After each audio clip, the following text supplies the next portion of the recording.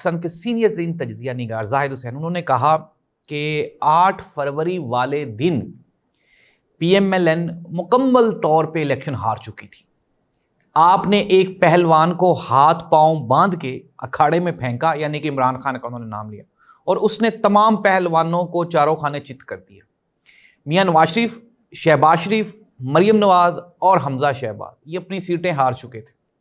ناظرین، international analyst ہیں زاہد صاحب، ان کا یہ انالیسز ہے، اور اس بات سے پاکستان کے جتنے بھی سینئر ترین صحافی ہیں وہ سارے متفق ہیں۔ پھر کس طرح سے نظام کو تبدیل کیا گیا یہ سب کے سامنے ہے۔ اب ہم آ جاتے ہیں پاکستان پیپلز پارٹی کی جانب سے پی ٹی آئی کو ایک بہت بڑی دعوت دی گئی ہے، اور وہ جو دعوت ہے، میں آپ کو بتا رہا ہوں، خبریں بتا رہی ہیں، سورسز بتا رہے ہیں کہ آنے والے دنوں میں چل کے یہ جو دعوت ہے یہ پیش خیمہ ہوگا پاکستان میں ایک بڑی سیاسی تبدیلی کا۔